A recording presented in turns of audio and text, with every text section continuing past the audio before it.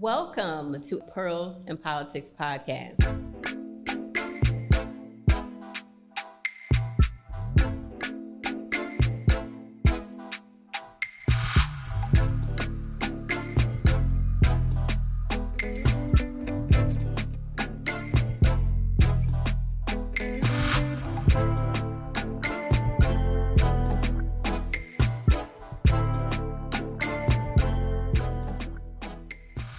We are so happy to have you with us today. Thank you so much for listening, for liking, for sharing, and for following us at Pearls and Politics Podcast. And it's a pretty deep conversation with Illinois State Senator Chris Belt. Thank you so much, Chris, for being with us today to have this pretty deep conversation. Thank you. Thank you for having me. Thank you for inviting me. I feel so honored to be here. Thank you. Thank you. So, while we're having this pretty deep conversation, let me ask you a question. You're a member of a certain Black Greek letter organization. I am a member of the best fraternity in the land, Kappa Alpha Psi fraternity. I won't give you a hard time because you are fully aware that I'm a little fond, just a little bit of the men of Kappa Alpha Psi, as my husband is a proud noob. So again, you know what? I really feel like you and Kappa were destined, right? Because where did you go to undergrad? Undergrad was Illinois. Okay, but undergrad is the beta of Kappa Alpha Psi. Where did you go to law school? Indiana University. Which is the alpha, which is where it was founded. And so you in your education experience, you hit the first two chapters of Kappa. It was inevitable. It's never ending. He always gives me a hard time, but no, you know I love you and it's all good. So Absolutely. That is wonderful. And as we all know, I'm a member of Alpha Kappa Alpha Sorority Incorporated. Absolutely. So we are going to have this pretty deep conversation. Love it. Looking forward to it. So tell our viewers how we met, like what our story was of how we got here. Our story goes back to St. Clair County Courthouse when I was a probation officer and you had just recently started in as an assistant state's attorney. And you walked into the juvenile courtroom and a bailiff by the name of Marvis said, "Hey, Chris, that's Crow's sister." And I'm like, "Who? Who's Crow's sister?" He was like, "Her." And I said, "Who?" And he was like, "Kahalah." And I said, "Are you Crow's sister?" And you were like, "Yes, I am." And you went into even though you're the little sister, you went into big sister mode. And what about that? And I'm just like, oh, okay. You know, we play football, intramural football together. We play softball together and we hang out. And so nice to meet you. And from that time to now, it's been like a big brother, little sister role. Absolutely. And it's almost, over a decade later. It's over a decade later. And look at everything that you've accomplished and everything that, you know, my journey has been. And so it's just been a wonderful opportunity to get to know you. And we call ourselves what? Me, you, and representative. Well, we have several names. We go by three the hard way. Three the hard way. That's right. And we hashtag we all we got. That's right. But we are three the hard way. Leader Greenwood was with us in an earlier episode, and she of course spoke so highly of you as her senator. Okay. Along with Jay Hoffman. Absolutely. And all the work that the three of you all do, and you all, she said, y'all the best trio. We are. You know what? It's really good. So LaToya and I started work, we worked at the detention center, St. Clair County Detention Center, in 97. And so it's good to have a friendship with your legislator. That is not always the case. And so we work together. We do things together. We fight for our regions, our districts together. And real quickly, a Senate district is nothing more than two representative districts. So Jay Hoffman is my representative is my representative. So when I go in the ballot, I vote for Jay. LaToya is my representative. And so I am their senator. So it just makes sense, since we cover the same areas, to do things together. And it just works out great. The other aspect of that is, when I'm carrying a bill or I'm sponsoring a bill in the Senate, when I get it out of the Senate, I need someone to pick it up in the House, right? An advocate, that's right. I need an advocate to carry it in the House. And so I always have two on standby, and likewise in the Senate. That's awesome. Right. Now, how long have you been in your current position? You know what? I finished out my predecessor's term. So I started in December of 2018. So from December 2018 to now, so roughly a little over 4 years. Now, are you on the ballot in this year's election? I am on the ballot. So what we have coming up this November, well, we have the primary. June 28th. Yeah, June 28th. June 28th, June 28th is, please go out, please register, and please vote. Absolutely. But this November is the midterm, and they call it the midterm. It's called the midterm because it's at the midway point of the presidency, right? That's right. President Biden's midterm. The last midterm we had was in 2018. And so it's congressional midterm. So all the congressional seats are up, which is important. All of your state legislator seats, and the governor and the treasurer, all of the state elected officials are up. And so it is very, very important that people go out and get registered, and that people go out and not only get registered. It's great to get registered, but then you take it another step further and go out and vote. Absolutely. Here at Pearls and Politics Podcast, we are all about rocking that vote. Absolutely. We are about education. So Yes. Thank you so much for stepping us through that, because so many people don't understand how their senator or how a senator gets connected to the representative. Absolutely. And then how many representatives are attached to a particular senator. So that is very important. We want people to have all the information. So many times people don't understand the process, the legislative process, the different branches, and that each branch, legislative, judicial, executive, has its own set of responsibilities. So many people get upset, and a lot of times it's because they just don't know. Right. And so we want people to understand that the executive branch has a particular job. Yep. The legislative branch has a particular job. The judicial branch has a particular job. And so we will be bringing information and guests like yourself on here consistently to let people know so they can be informed and make the best decision. So please tell me what your journey has been. You talked about being a probation officer. Yes. What has your journey been from probation officer, any other elected offices, all the way to the state Senate? All the way to the state Senate. To the upper chamber. To the upper chamber. Yeah, as that's your right. colleagues love to, things are going well in the upper chamber. Yeah, Like, we're in the upper chamber. Where all the work is done, right? so wait till Leader Greenwood comes back and sitting there and you say that. But go ahead. We my journey is started again in 96, 97. We started at probation, detention.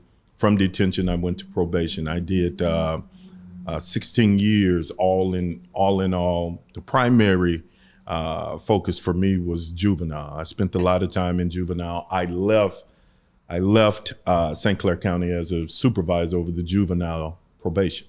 I left juvenile probation. I left St. Clair County, and I became the first ever regional director for the central southern region of Illinois for aftercare. And all aftercare is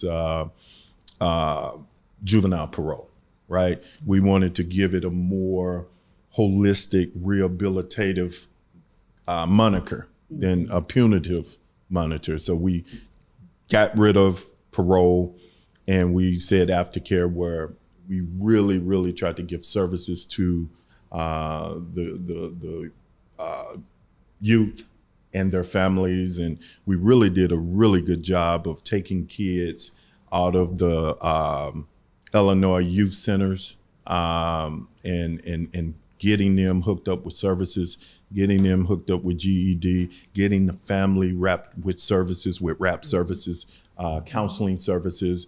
You got to deal with the trauma, right? And trying to get them working with employers and trying to get kids and families. Because when you deal with kids, you don't deal with them in a vacuum. You got to deal with everyone. You got to deal with the teachers. You got to deal with the pastors. You got to deal with the coaches. You got to deal with mom. Anybody that's in that kid's life, you have to deal with that kid.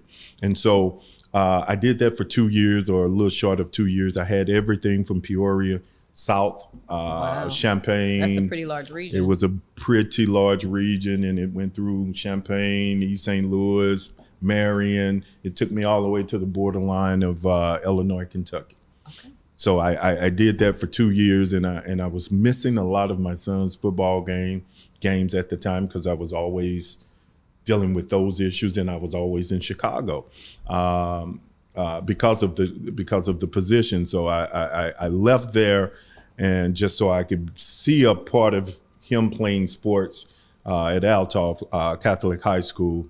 And so I did that, and then my electability, my getting involved. I was a precinct committeeman. Okay. Right. I took off and did that, and then I ran for school board, and I was appointed school You board. sure did. Yep, of Cahokia Union School District 187, and then I became president of the school board, and I stayed in that position until I started running for this state senate position.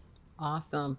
And here you are, and you're doing an amazing job. Thank you. And so Thank you stay busy. I stay busy. I totally agree with I follow you all on social media. We're Right. friends, we hang out. Right. And so Right. and I love watching you all work. Right. And you are doing an amazing job. I appreciate that. Keep up the outstanding work. Thank so you. with that being said, Mm-hmm.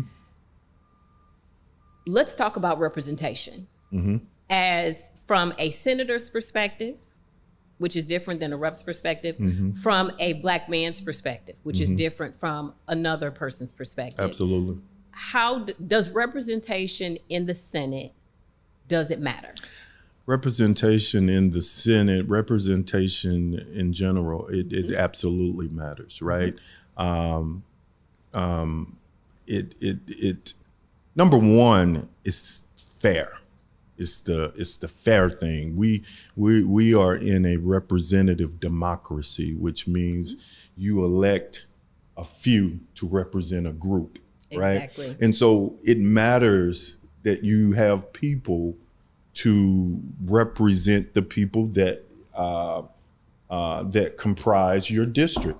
And so what does that mean? That means that you should have an African American to represent you. You should have women to represent you.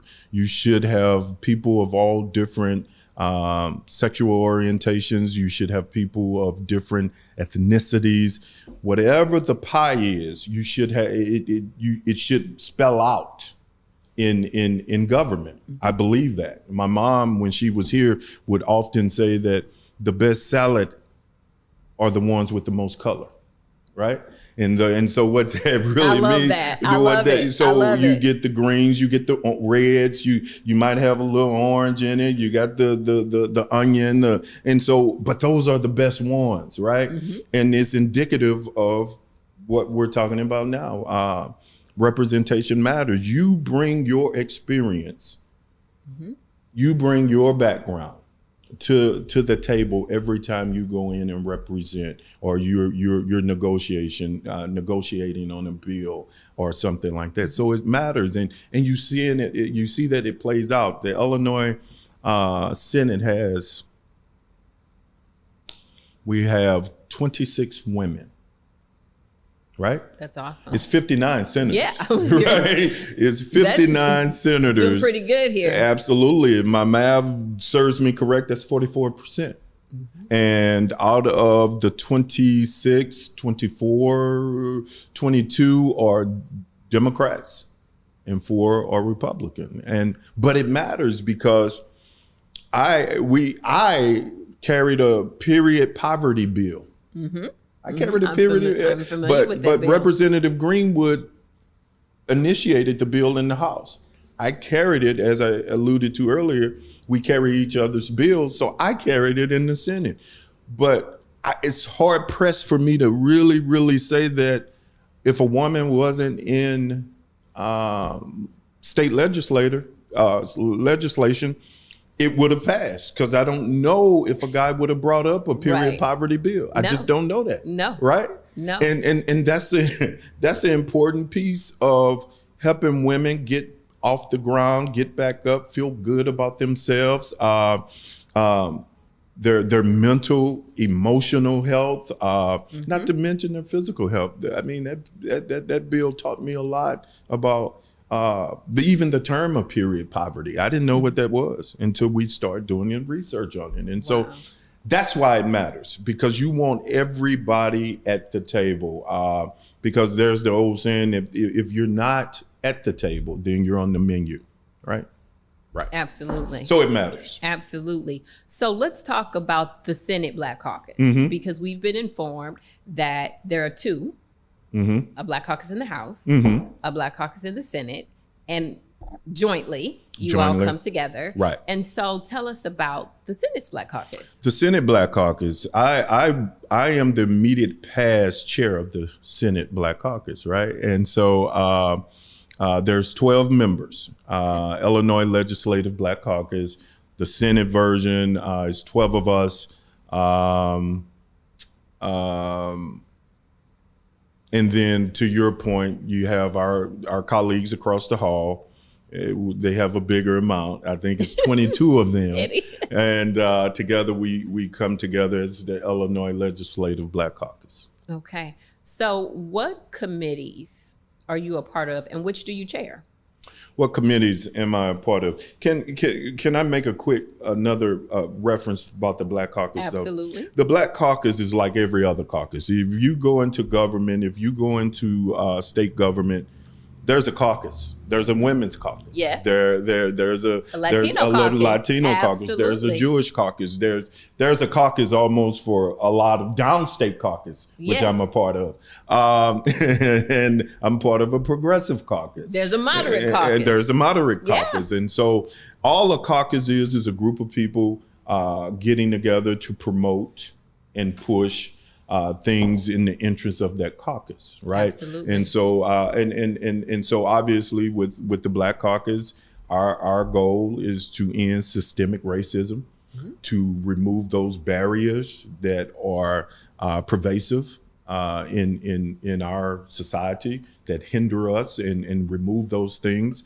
And so we had the privilege of an historic privilege to move 4 pillars in the area of education, in the area of economic access and opportunity, in the area of criminal justice, and in the area of healthcare.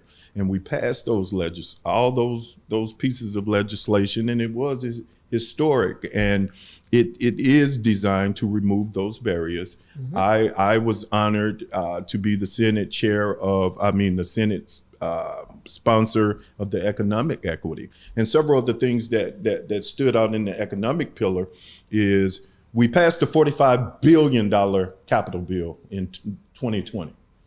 And we moved the economic pillar and said, okay, for state colleges, universities, state systems, and all these procurement space, we need to make sure that minorities have a piece of that pie. Right. And so we raised it up from 20% to 30%. And that's big. What's 20% of 4.45 billion is $9 billion, according to my math. Right. That's $9 billion. $9 billion that you'll set aside in the hopes of those minorities. And even though it has an African-American face, because the Illinois Legislative Black Caucus pushed it, it is for all of the protected classes that falls under those persons with disabilities, women, and things like that, to make sure that, again, that those taxpayer dollars are being evenly or more accurately put out for all of our citizens, right? Right. And so that was really, really big pillar, because Martin Luther King said it best. He said that violence is the bridesmaid of poverty. If you want to eliminate or reduce poverty, give people a job.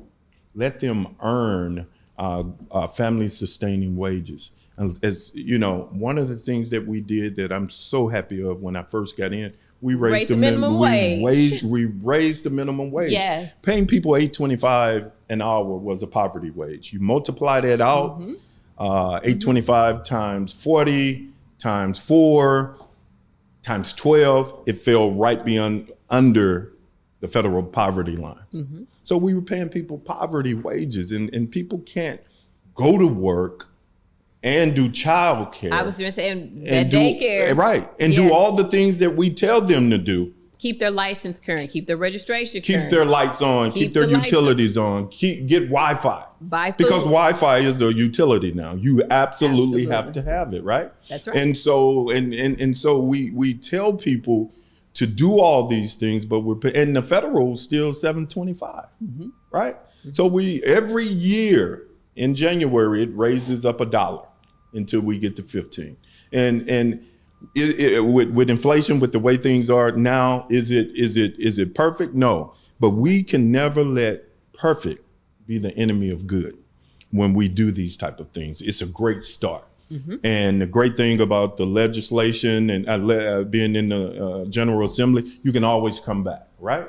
And so I just really wanted to highlight the efforts of the Black Caucus. I really wanted people to understand that there's caucuses of all kind, and in the general, there's a Democratic caucus, which I'm a member of, and it is to promote that caucus and those views and those visions of those caucuses. Yes. If you're a part of it. As you know, we've had many conversations over the last 6 months. Absolutely. And so I've had a lot of interaction with those two caucuses in particular. So yes, that is awesome. But thank you, because a lot of people, again, when they hear something like Black Caucus, they might, without understanding that there are other caucuses, Latino, women, Jewish. And so they might be like, oh, well, why do they have a caucus? Absolutely. Why is it necessary for them to have a caucus? Absolutely. Well, everybody caucuses. Everybody. Even the parties caucus. Even the parties And so caucus, that is excellent, Right. because again,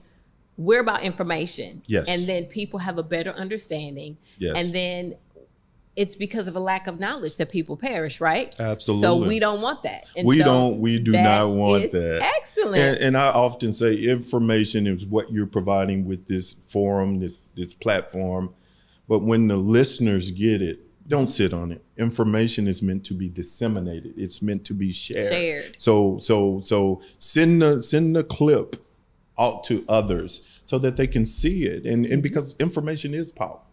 Absolutely. Yeah. So before we go, what committees do you chair? I am the chair of education, K through 12. I am the chair of the sub-chair of the subcommittee appropriations for education. I am the sub-chair for districting downstate. I am, oh my God, I'm sure that kept you busy. Oh, that did keep. It was a lot. It was really a lot. And then those are the ones that I chair. But then I'm also a member of on the committees of crim law. I'm on the committees of license activities. I'm on the committees of insurance. I'm on public utilities, and it's a lot. You know, you were busy. People think we go in the State House and we don't do anything and this, that, and the other. But it's you get there at 8 a.m. or sometimes 9, and you have meetings set up throughout the day with lobbyists, advocacy groups, constituents who come in by the busload. And then you meet them, and throughout your day, you do your committees. And then from your committees, you go to the floor, and you might stay on the floor, Lord knows how long. And at 2 in the morning on the last day of session. 2 in the morning. And this past, the Senate got out, the upper chamber got out, because again, we do our work. We got out at 4 in the morning. Yeah. The House got out at 6. Right. And so this is what we do. But I'm so happy in education. We passed the We got the $350 million for EBF, evidence-based funding, where that the formula sets up where the money goes to the school districts furthers away from adequacy, and so those that need it the most get the most, right? And again, that works out great. We put $598 million into early child care, right? Because we know, I mean, studies show that if you give our kids a great start, then that they'll be great, right? We know that if kids aren't reading, if students aren't reading to competency level, proficiency by third grade, there is a greater chance that they'll have contact with the criminal justice system and a greater contact with that pipeline. We need to break it. We need to shred it. We need to get rid of it. And so we're putting our money where the science is, right? And we know that even in the womb, it matters from 0 to 5. From 0 to 5, you'll never learn anything. That's the time period you'll learn the most in your life, right? The science tell us that. So then let's put the money where our science is. Higher education, $122 million towards MAP grants, right? $122 million that we're putting in that says, hey, if you're gonna go to college, and for those who are the most needy, we're putting our money where our mouth is. It's just makes sense. We all know that you are such a champion of education, and that's why you chair, and that's why you sit on the school board, and you have so much knowledge. And so, are you gonna come back? You know what? I got to get a Guy Cup to come back. I got to get my Guy Cup to come back. If you do that, and it has to be red and white, I will be back. Okay. Well, I promise that you will have your Guy Cup when you come back, because there's so much more that you have to share. Absolutely. Because education, I am still, even in a day and age of entrepreneurship, which I'm completely behind, even in a day of, even trade school and things of that nature, education is so important. Yes. And I don't think we can ever get away from that, because whatever you do, you need to do it well. And you had to learn how to do it, right? You have to learn how to do it. And so whether it's law school or medical school or whether it's, sociology, whatever it is. And so it gives you a basis to be able to, like you said, make a living. Yes. And that's why the state of Illinois, the House, the Senate, and the current, administration invests so hugely in education, because it cannot be dismissed, nor can the benefits thereof. Absolutely. So we would love for you to come back. I would love and we to would come talk back. about the state of education, not only in the state of Illinois, but in the country and in our communities like your district. I would love to, and we can delve into some of the laws that we've championed to give our kids the best opportunity to learn, because that's why I'm in Springfield. That's why I chair education, to make sure our kids and to give the teachers and the support staff and the principals all the resources they need to make sure our kids they can create an environment conducive for optimal learning. Absolutely. That is wonderful. Well, thank you so much for Thank coming you. today and having this pretty deep conversation Very pretty.